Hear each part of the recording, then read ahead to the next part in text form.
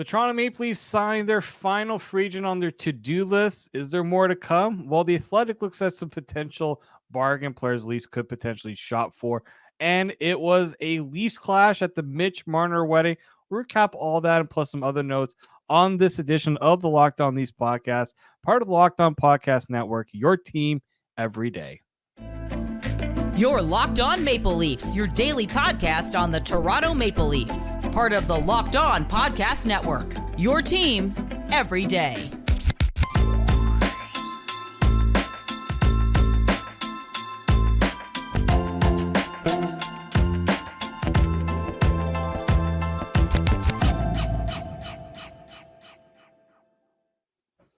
Hello and welcome to the Locked On Leafs podcast, your daily fix for all things Leafs. I'm your host, David Morassutti from Sportsnet.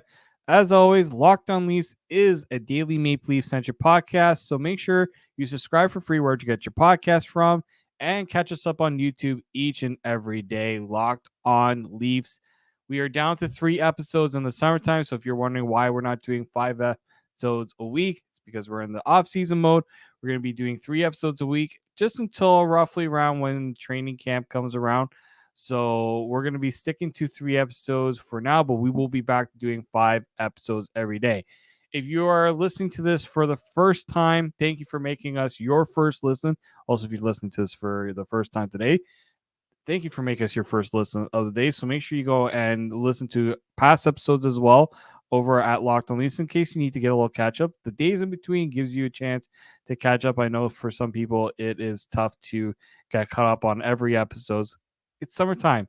You should be spending some time outside. I am too, but we're going to keep this Leafs content going for you each and every 3 days a week until we go back to our regular 5 days a week. A little bit light on the news. Obviously, we don't have a lot to report on in terms of the big news. We're still waiting to drop if there's a potential move to come down with a potential trade. The contracts extension we're still waiting on for Nylander and Austin Matthews. We'll get to those guys a little later in the show. But we did get some news. I don't know how many of you have subscribed to notifications on Twitter. I'm still calling it Twitter. I'm not calling it X or whatever they want to call it. But I'm sure many of you follow the Leafs and Leafs PR. Obviously I do. And I get the media information from the Leafs when announcements are made. So when I got the Leafs PR notification on my phone, I'm like, oh, we got some news. And then it was Nick Abruzzese getting the 2-year, 2-way contract extension. Obviously not the news people were looking for, but at the same time, still some, important business to get done because, the Leafs had this one last free agent to get signed.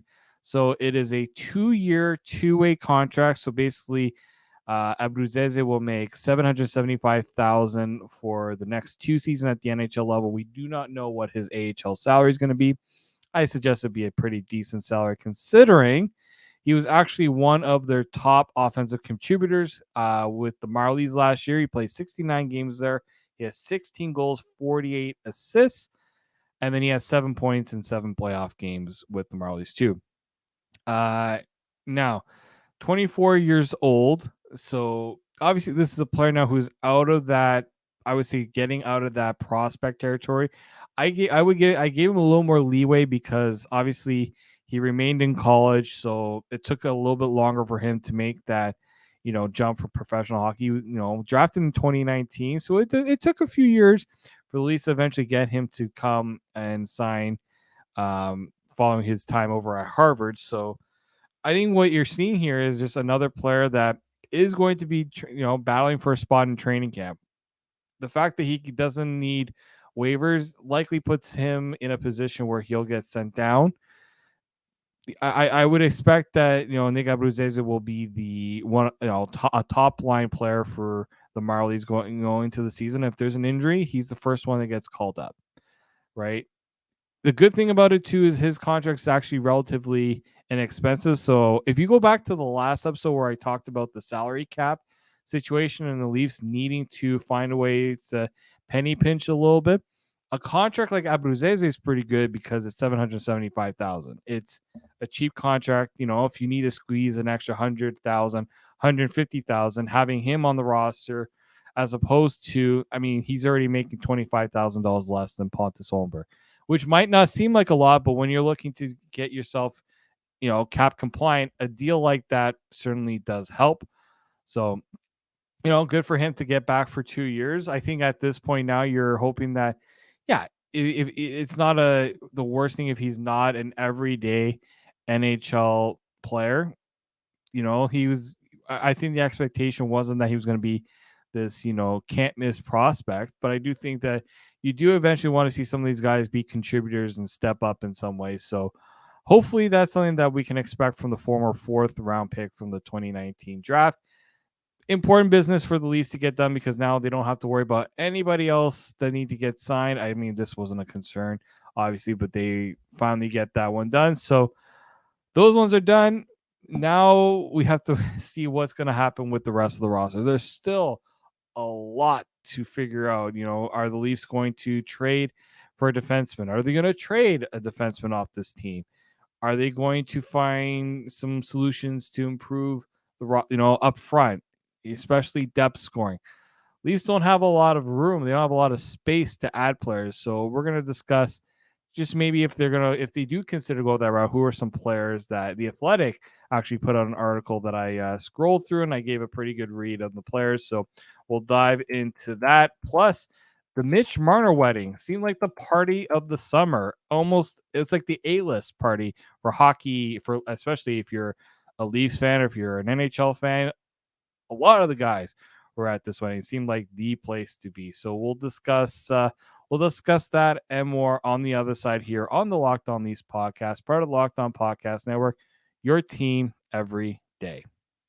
Today's edition of the Locked On Leafs podcast is brought to you by the FanDuel Sportsbook. Take your swing at betting MLB on FanDuel and get 10 times your first bet amount in bonus bets up to $200. That's right. Just bet $20 and you'll land $200 in bonus bets, win or lose. That's $200 you can spend on everything from the money line, over under, who could hit the first home run, how many strikeouts a potential Blue Jays pitcher could have in the game, how many hits a player is going to get, if he's going to get a stolen base. There's so many ways you can make money. And obviously, the NHL futures are starting to come out on FanDuel, so you can look at that. All on the app that is safe, secure, and easy to use. Plus, when you win, you get paid instantly. There's no better place to bet on MLB or any other league than FanDuel, America's #1 sportsbook. So sign up today and visit FanDuel.com/lockedon to get up to $200 in bonus bets. That's FanDuel.com/lockedon. FanDuel, official partner of Major League Baseball and the Locked On Podcast Network. Welcome back to the Locked On Leafs podcast. It's your team every day. And if you are listening every day, I really do appreciate it. I did say after the Fan Friday episode that part of the reason why Mike got on the show is he took the initiative to reach out to me to get on the show. And I've had, I think, at least 3 or 4 messages since. So if you were one of those people that did message me, I have seen the message. There's 2 reasons why I haven't responded. Been a little bit of a busy weekend, work-wise especially. MLB trade deadline is, by the time you're listening to this, it's MLB trade deadline day, so work was a little busy for me on that front. And also, Mike is coming back. He is coming back. I believe he's back this week, so I got to discuss with him. We got to kind of go through how we want to plan the next Fan Friday and how he wants to roll it out, because it's going to help us in these summer months, summer days where we don't have as much content to discuss. So might as well bring a fan on and have a good time that way. So if you reached out to me, got your name down, I'll probably get back to you within the next, day or 2, just to kind of go over things, and hopefully we'll get another one going on Friday. So I have looked, I have gotten your message. I'm not ignoring you. I'm just, I'm trying to get to things. So I will get back to you. Don't you worry. You guys are important to us. You're our fans. You make us successful. So we definitely want to make sure that we're giving every effort to do what we can to make you guys happy too. So I talked about an article with The Athletic. Joshua Cloak actually put it together, just looking at free agent targets that the Leafs could consider as kind of the bargain bin kind of shopping. So I'll go through some of the players and I'll give my thoughts on them. It's kind of standard, there's not many players right now available who, when you're looking at what the Leafs need and the fits and what makes sense, there are some players, but how many of them will actually make sense for the Leafs? So obviously there's also teams with RFAs that they still got to get done. So maybe the UFA market will change once some guys are signed as well. So the first one actually that was put out was Jonathan Toews.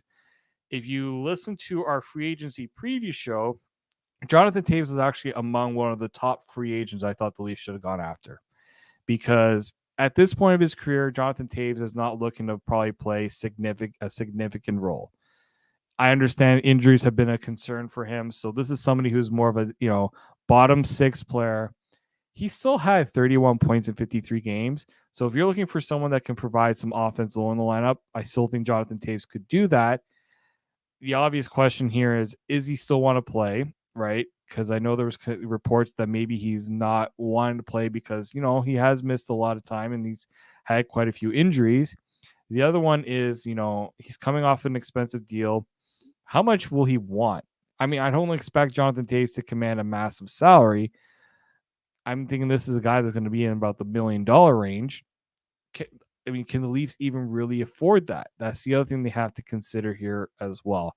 So I wouldn't even say fit is the first thing. I think just, do they want to command any sort of, big salary to a player? I mean, big salary in terms of what role he would provide to a player that in your bottom six, you've already spent quite a bit on your bottom six. I think for the addition in terms of what he would provide, unless he's willing to do like the Jason Spezza, Joe Thornton like deal where he wants to try to win again, maybe that falls in the Leafs' favor here because I think you could obviously see a potential place where Jonathan Toews could be a bottom six, fourth line center for this Leafs team, third line in case of injury. But again, it's a tough fit. I think maybe he's still waiting to see whether he wants to play again. So that's something to consider there. The next player was Zach Aston-Reese, somebody we're all very familiar with.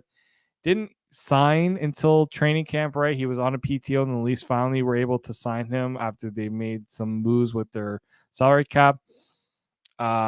Maybe I'm a little surprised Zach Aston-Reese didn't get picked up yet, just because he did produce as a fourth line player. Yeah, he's not a center, so that's something to be considered. But I guess maybe teams aren't willing to go out and get a Zach Aston-Reese player right now.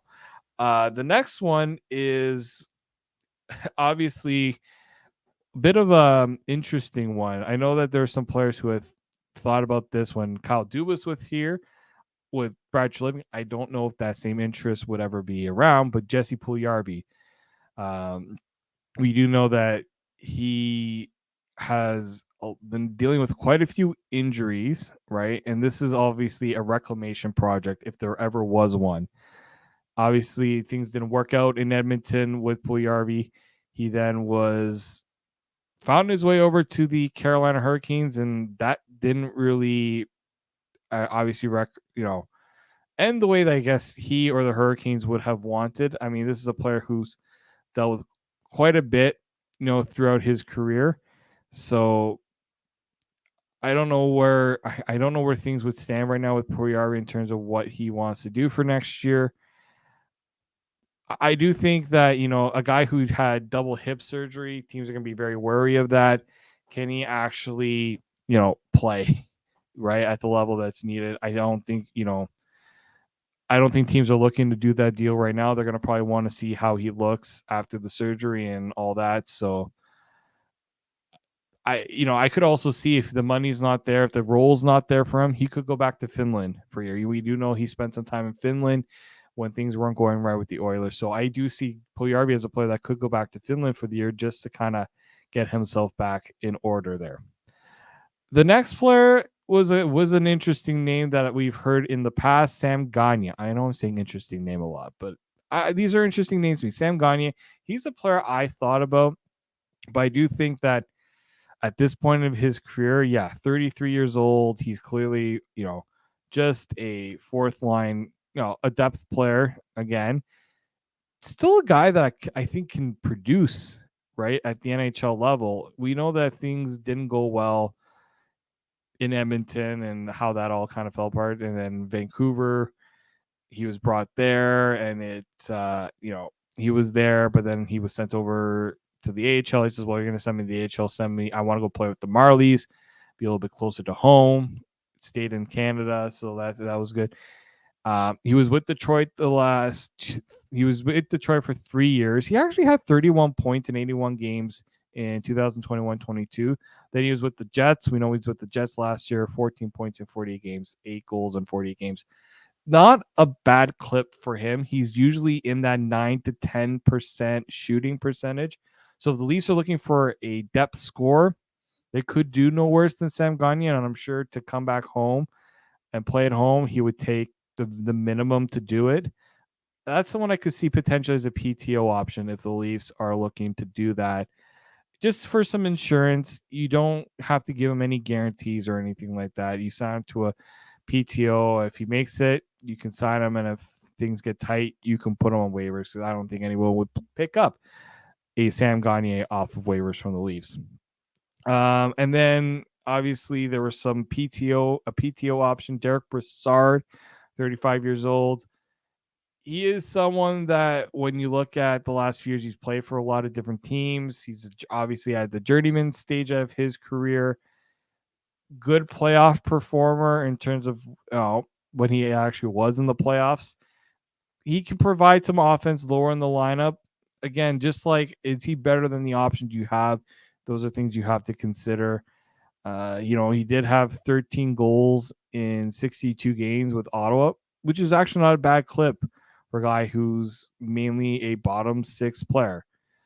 Obviously, he can play center, 50% on the faceoff draws. So not the worst type of player to go and target if you feel like you need somebody with that veteran experience.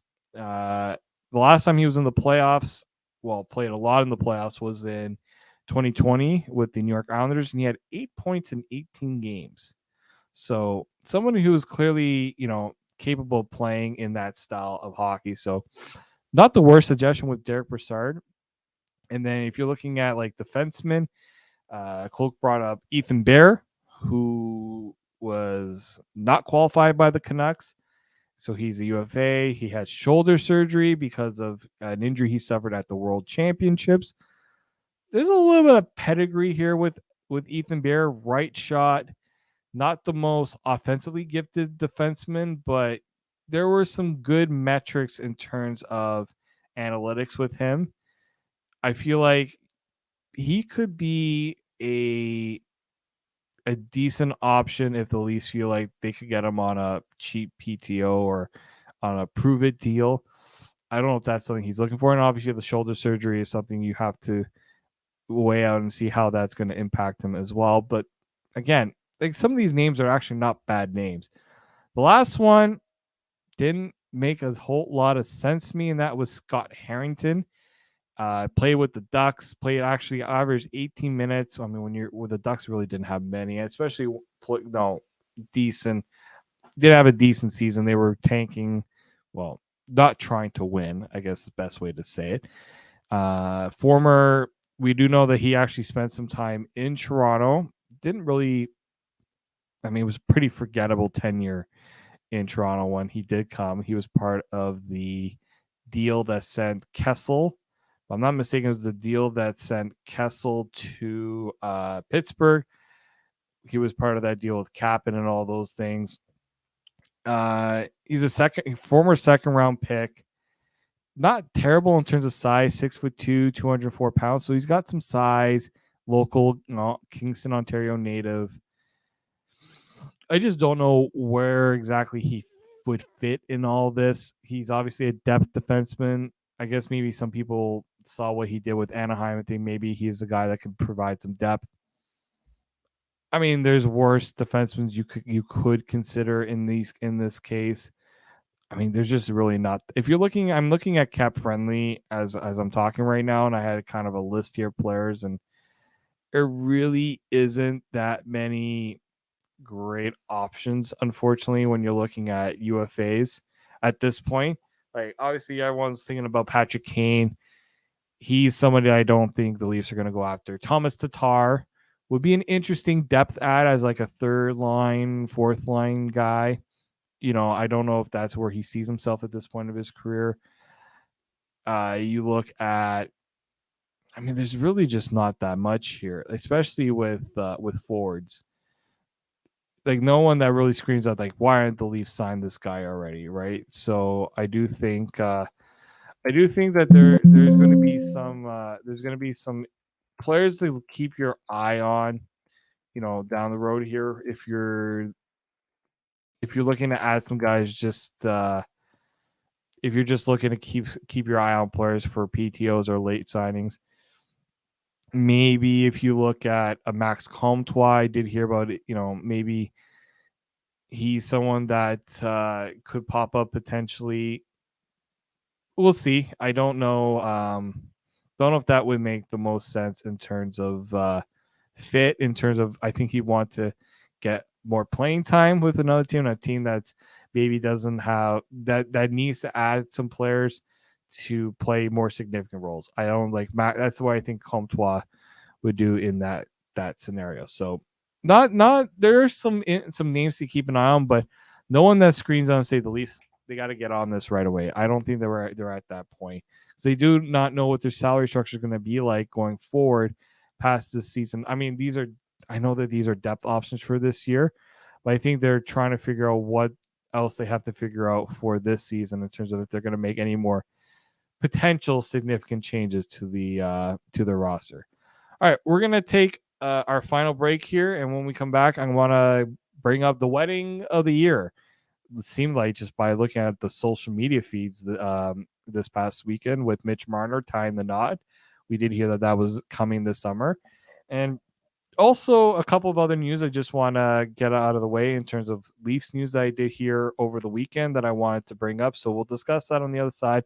This is the Locked On Leafs podcast, part of the Locked On Podcast Network, your team every day. I'd like to welcome you all back to the Locked On Leafs podcast. David Morassutti here, and this might be the last solo show I have to do. Mike said he is back this week. We're trying to work out, when he's coming back, obviously from Europe, so he's got to get that time change all sorted out. So we're going to work on when we're going to get Mike back into the rotation here. Be nice to get Mike back, and I'm sure many of you are waiting patiently to have Mike back. And we will obviously catch Mike up on some of the things maybe he has missed. I know Mike's been keeping up on things on social media. You've seen him tweeting, so he's not totally out of the loop. Hopefully, when he comes back, but we'll catch him up. That's what we do here. There might be people who went on vacation and didn't work. First off, if you're on vacation, you listen to the podcast. Thank you. If you haven't been listening and are just trying to get yourself back in order, that's fine too. We'll catch you up when Mike gets back. It's going to be the perfect way to get it done. Probably not on the top of Mike's list is figuring out what happened at Mitch Marner's wedding. If you were a Leafs fan on social media, whether it's Instagram or Twitter, and I know some of these players you follow just like I follow some of these players. Although it's mostly the wives sometimes that you see that throw the social. They're a little more socially in tune than some of the players are. But it was an interesting ceremony for Mitch Marner and his fiance, who did tie the knot in Niagara on the Lake. Stephanie Lachance, I think is her how you pronounce her name. So they tied the knot over in Niagara Lake at the Peller Estates, is from what I saw in the article. And there were quite a few players at this wedding. I felt like maybe there were more NHL players than maybe some friends and family. I'm sure both players had both Mitch and his wife had quite a few family members at the wedding. But let's roll off some of the lists that made to this big event. We have Austin Matthews, William Nylander, and Jake Muzzin. We all know that they're kind of a very tight group, especially Marner and Muzzin. If you remember when Muzzin got hurt, how Marner kind of talked about that, and it felt like a pretty upsetting situation to discuss on Mitch's part. And some people will see some of the names and they'll be surprised, and I'll explain why I'm not surprised by some things. Matt Martin was there. I know that Matt Martin and Mitch Marner were really close. let's not forget that Mitch Marner at one point in his career was playing on a line with Matt Martin. So when you're line mates, and Matt Martin obviously being the type of player he is, he's bringing a young guy into the locker room and kind of showing him the ropes. And a lot of times there's, relationships formed with family, in this case, fiancés, and in this case now wives. So it wasn't surprising to see Matt Martin was at this wedding. It was a little surprising to see this group of players. I kind of call them the I wouldn't say forgotten players, but kind of players that were former Leafs that was like, oh yeah, like James Van Riemsdyk, Jake Gardiner, and Tyler Bozak. There was a video of Bozak and Gardner dancing at the wedding, and a lot of people were just kind of having a nostalgia feeling just of that, 2016 season where the Leafs were kind of the group that everyone started to kind of really rally behind. And really that was the final kind of straw for a lot of these guys with, Bozak, Gardner, and JVR. JVR we'll see a lot more of this year. He's playing with the Boston Bruins. So JVR back in the Atlantic. So we'll see quite a bit of him, although injuries have been an issue with him. So how much we'll actually see will be interesting there. That wasn't all of the former players that were there. We had Nazem Kadri. He was there. He actually tweeted out a photo with, it was him, Tyson Barrie, and Michael Bunting. So that was quite the group there, the group photo there. And you had Austin Matthews flexing in the photo. Actually, let me see. I can probably share my screen. I can show you the photo here. I found this photo to be one of the more interesting ones that I saw from the weekend here. All right, here we go. We got Austin Matthews flexing, and you got Marner right in the middle here. He did say tarps off at weddings. That's his thing. You have Bunting to the right here. You have Tyson Barrie, and then you have obviously Kadri, who obviously recognizable with it, but obviously even with the hand, I can tell that was Kadri there. Also interesting to find out that Joe Thornton and not surprising that Patrick Marleau was there. We know Marleau and Marner had a really good relationship, but it was a little surprising to hear that Jumbo was at the wedding. But it just seems like Marner invited everyone that he kind of had a former relationship with. And yes, for any Leafs fans, Zeus the dog was Marner's dog, who is very close with the Marners. I always see Zeus post. I actually met Zeus. Well, didn't meet him, but I did see him at a event that Marner was having. So he is very attached to his dog Zeus. So seemed like a really good time. Good time. And now, hopefully, with the parties happening and done, maybe there's a little bit of talk about one of these deals getting done, so we don't have to hear about waiting around for the Nylander Matthew stuff. We'll see. I'm not too overly concerned about the Matthews one. The Nylander one, feel like there's a little bit more of a time crunch to figure that out before training camp happens. I did say there was some other news I wanted to get to. Both of them kind of tough situations that we know we're kind of still waiting to hear about. Rodion Amirov. That was so I don't know if anyone, I don't speak Russian. I don't read Russian. Last time I had to do that, I actually found somebody that spoke Russian that translated. I didn't get a chance to get in touch with them to confirm the story, but it was put out in a Russian outlet called Sports Express that the team in the KHL that signed Amirov to a 1-year deal. So some people thought that 1-year deal was kind of to give him a chance to continue working with the team, get the treatments that he's needed as he continues to fight his diagnosis when he was diagnosed with a brain tumor. So we do in 2022 we do know that was the news was shared there, and I know Amirov has been working hard to try to keep himself in shape. He was still on the ice training, and we know that there were some setbacks to his recovery. But there is some hope that potentially that there was a positive trend in his recovery. He's continuing treatment. but that he would return to the ice at some point. So this was by the GM of Salavat Yolev Ufa is how they do it in Russia. So it's kind of something to watch out for this year. Can Rodion Amirov be kind of, I would say, one of the bigger comeback stories I would see in a long time. It's not an easy situation that he's dealing with. I have a personal connection to someone who has dealt with the brain tumor, and I know just how tough of a battle that is, the impact that a brain tumor can have. The recovery, the treatments are very tough. So the fact that Amirov is still pushing to get himself back on the ice is very admirable. So let's see, hopefully some positive news. Am I hoping that one day he gets to the NHL? It would be lovely, but that's not even my first priority with him. Just him being healthy and gets past this would be even a bigger blessing there. Unfortunately, some sadder news from what we got this weekend. Last week, Roni Hirvonen, who was the really tough summer for him. He had the concussion in the development camp that ended his development camp, and then it was announced by the team, or it was just announced by a Finnish outlet that Timo Hirvonen, Roni Hirvonen's father, passed away at the age of 49. So just I this was really shocking to hear.